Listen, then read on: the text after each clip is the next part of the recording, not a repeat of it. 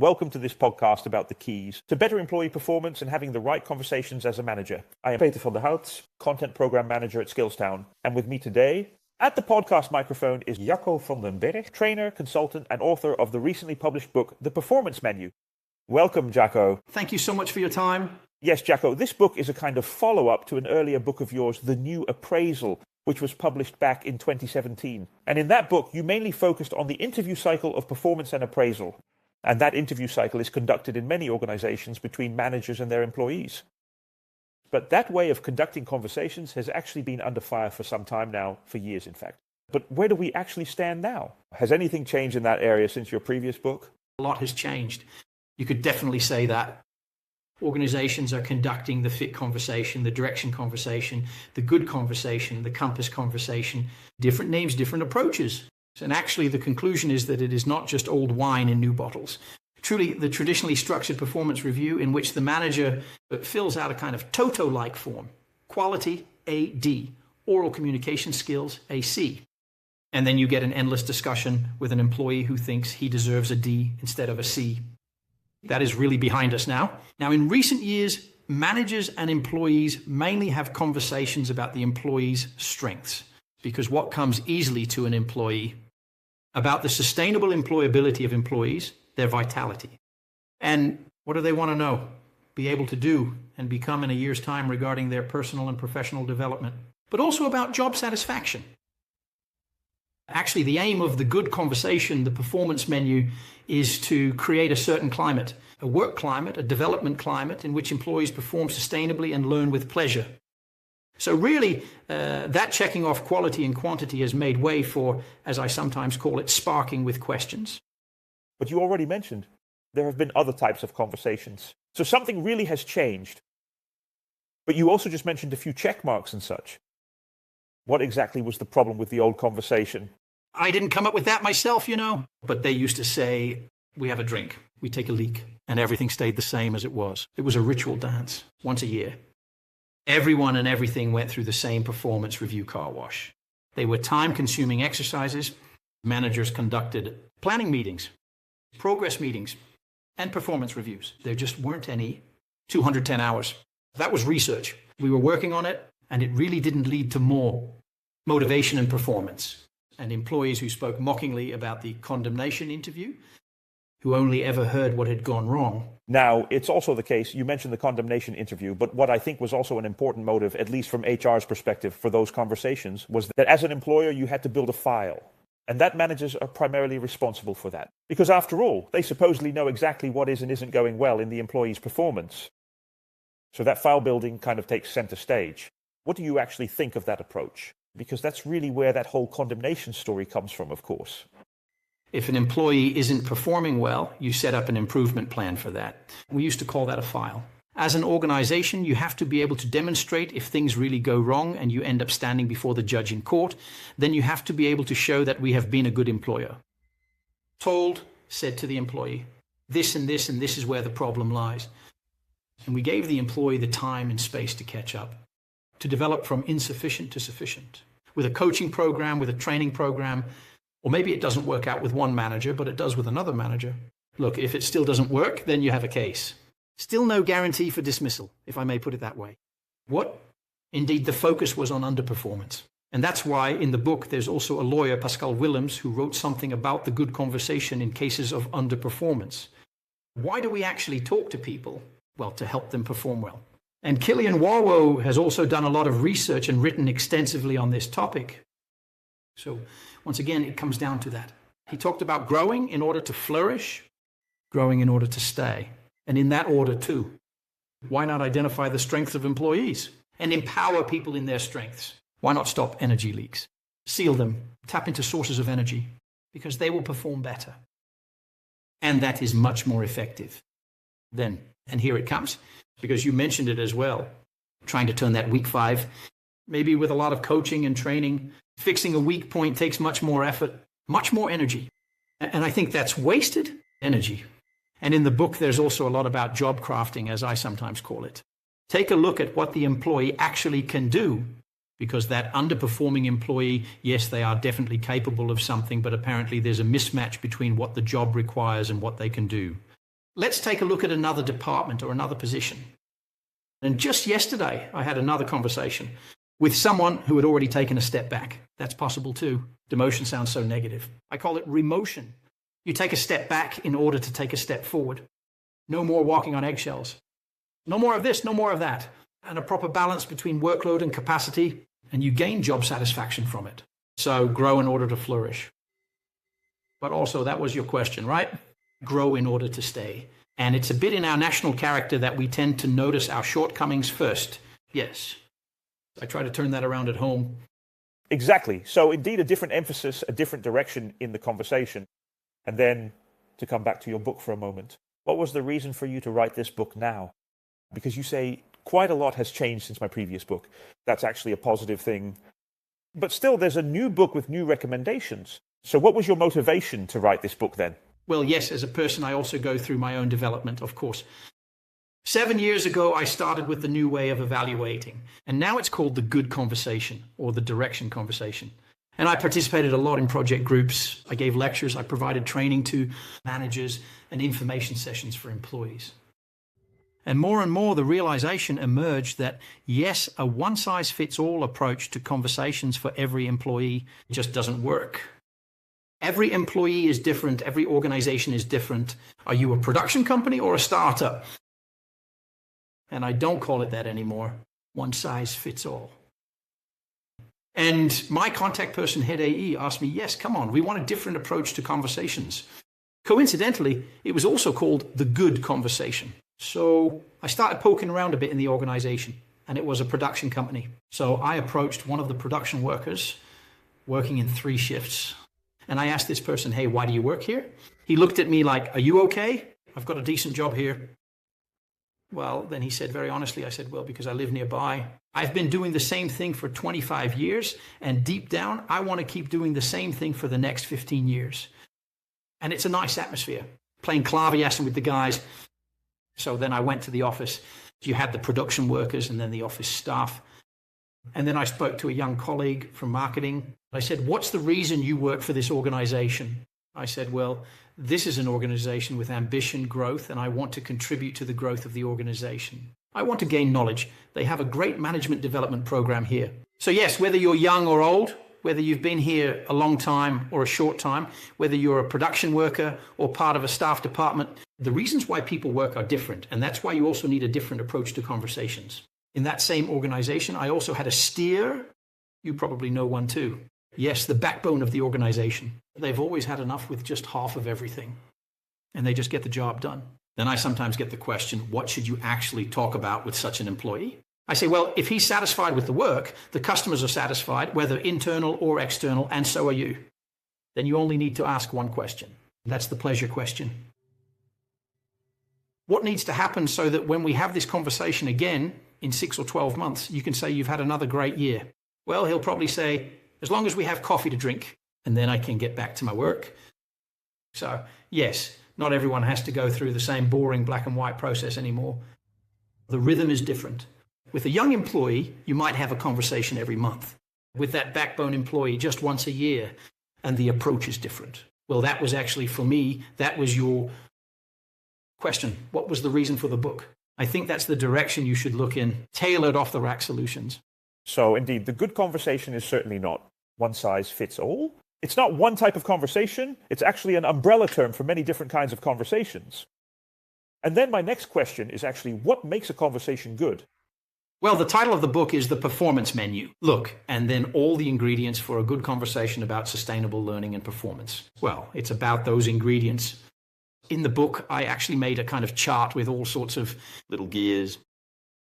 And if you start turning those different gears all at the same time and in the right direction, that leads to better performance. Less turnover, less sickness, less burnout. So what are those gears?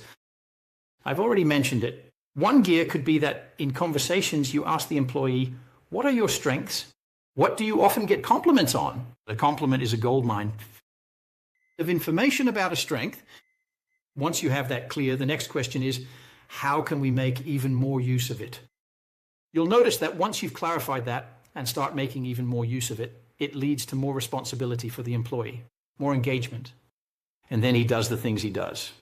even more, like a rocket, as I sometimes call it. And that then leads to better performance. Another example could be the work and learning climate. You often see this in service-oriented organizations. A performance is a team performance. And if there is safety in a team so that you can raise your hand and say, I don't know something, or I'm stuck, and people give each other feedback back and forth, then you'll notice that this safe working environment, this safe learning climate leads to something, to people doing things they couldn't do before, couldn't do yet. And that mistakes are seen as learning moments. And that, again, leads to, as I mentioned, more innovations and less turnover and more engagement. So at its core, it's about this. It's an ingredient. As an organization, pick out the ingredients as an individual that you think fit your organization, that fit you as an employee, that fit your current stage in your working life, and start a conversation about that with the employee. Clear. Those ingredients menu, well, the metaphor is obvious. What I also think is an important role, of course, you have two parties, you have a manager and you have an employee. This also requires certain skills from the manager to conduct such a conversation well. Do you have any tips for that? I sometimes distinguish three roles that the manager can take on. First, there's the architect, then the coach, and then the evaluator. The architect is much more about, in the dialogues, in the conversations with the employee, finding out what are your strengths, what are your development wishes. And around that, you then look at basically sketching out, this is a kind of work field, this is a division of roles, this is a set of tasks in which you can really make a difference. So, together with that employee. The starting point is the employee, not the rigid, set in stone job description. The starting point is the employee. And then you actually start a kind of job sculpting, which is job crafting in English.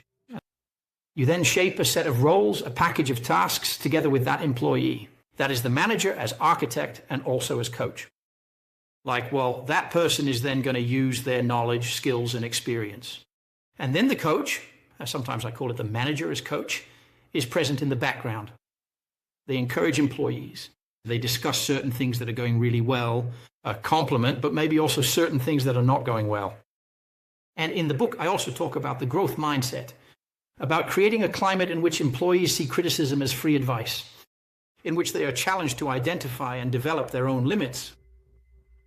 And I also sometimes mention Charles Jennings. You might know him. 70% of what people learn takes place in the workplace. So on the work floor, you also create a climate where people develop, where they learn from each other. What is also coming back into fashion is the master-apprentice relationship. You pair a young go-getter with a seasoned veteran, and they stimulate each other to develop. He organizes intervision sessions. So first the architect, then the coach. What remains? Old or new, the employee wants to be seen, wants to be heard. But words, does he have worked for a week, finished a project? Then he wants to hear, how did it go? That can come from the manager, but it can also be through 360-degree feedback. An internal client or an external client asks for, this is what we agreed on, this is what I delivered. What went well? Nice to hear. Maybe I can apply even more next time. What might be a suggestion for improvement? So the skills, I call them roles. Architect, coach, and a bit of water. So that's what you need to work on as a manager.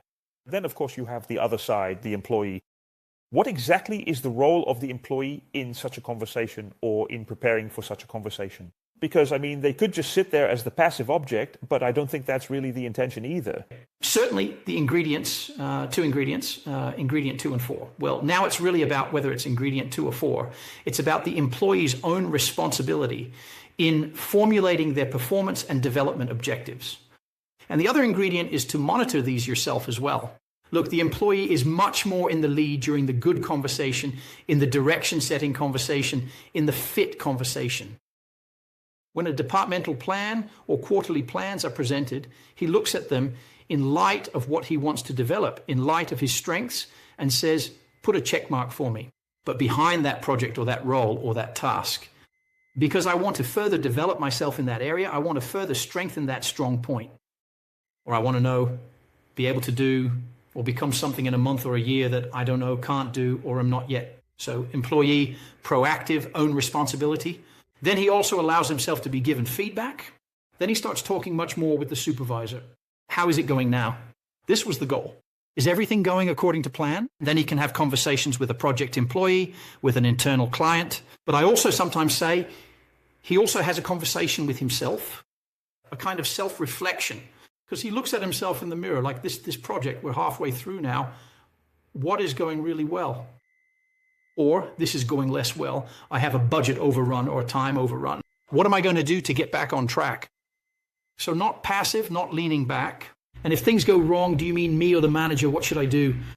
No, you've put your mark behind a project, meaning you're committed to it. The manager facilitates, coaches, etc. But there is definitely also a personal responsibility for one's own performance and development. So take the lead, being proactive. Yes, exactly. So proactively participating in that conversation, that's also clearly what you advise. To come back to the manager for a moment, an important ingredient you also mentioned in your book is being a servant leader. How do you actually lead in a servant way? I also sometimes use the term coaching leader. The leader is an architect, a coach, and then he comes to water for a moment. He facilitates the development of employees. He has that growth mindset. Growth, am I saying it right? Yes, that's it. He addresses mistakes. Mistakes are learning moments. And he still challenges the employee to stretch themselves by slightly increasing the level of difficulty of projects, for example. How do you actually go about effectively conducting such a coaching conversation or a servant conversation? A good coach is lazy. You see, as managers, we tend to want to direct, to control. No, that employee, they have taken responsibility for a project. They are going to get to work on it. They will evaluate themselves. They will talk to those directly involved. They are self-starting professionals, self-managing professionals.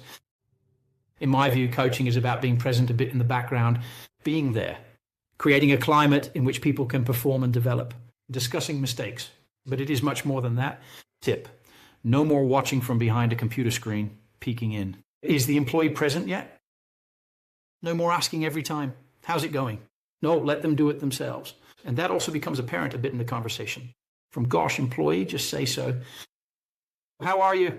What do you expect from me? Etc. So yeah, not anymore. One-way traffic, the condemnation conversation, but much more. An ongoing dialogue in which the employee asks manager questions. Yes, clearly. And now, even though we're already quite far removed from the old, very traditional form, which of course we still deal with, at least in HR, or where of course the employer is also thinking, okay, there still needs to be some kind of evaluation in order to, for example, make the next step in salary. So what place does that have now in such a good conversation, actually? Where does this element fit in? Look, what I actually advocate for, if we're going to talk anyway, let's address the tricky subject right away about that salary adjustment. Yes, try to separate it from the good conversation, because otherwise it becomes so loaded. The employee comes in, whether it's an evaluation meeting, a performance review, or a direction-setting conversation. They still want to know, what does it get me? Like, if you're satisfied, well, I can't buy extra bread with satisfaction. So it's much more about the approach, the performance menu. The good conversation about vitality, sustainable employability, and job satisfaction. In that belief, because that is my firm conviction, and it's also been scientifically researched. If you focus on that, then performance will pretty much follow naturally. And then the next question is, how can you reward employees who have truly delivered a unique performance or who are indeed performing far above the standard? That could be a financial reward. As an organization, you might say every department has a budget and you distribute it. It could also be a great training opportunity. It could also be, but also attending a great conference or simply appreciation. That you literally and figuratively put someone in the spotlight in a thumbs up session like, hey, this is the employee who has delivered a good performance.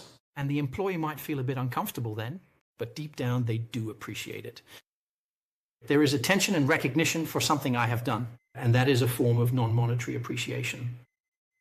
So more and more organizations are seeing that it's being decoupled. But you have to deal with collective labor agreements. You have to deal with the Works Council. So that will always be the case, or at least for now. Yes, to just set that aside for a moment separately, because then you also have the space to have that good conversation.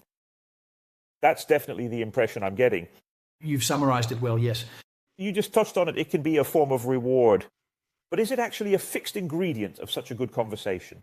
Look, there are some industries where you can say that if you don't invest in yourself, if you don't invest in your own development, your knowledge will be outdated within 3 years. And there are conversations that are only about development discussions. Standing still means falling behind. And if you come to work here, that's what they tell you in those selection interviews as well. Development, but I also mentioned something about those cities, that backbone in a manufacturing company. You work in a fairly stable work environment where things have been done the same way for the past 50 years and will continue for the next 15 years as well. But is that really the case? Everything is changing, robotization, automation, so maybe the emphasis on learning is a bit less. At that one-man's manufacturing company where I asked, why do you work here? We focused much more on sustainable employability. It was a shift-based job. Research has shown that as you get older, and especially if you have to work evening shifts, you need to rest a bit longer from the physically demanding work. If you're not careful, people start taking more sick leave and so on. Still, try to challenge people to develop themselves. But yes, there are positions where that is less important.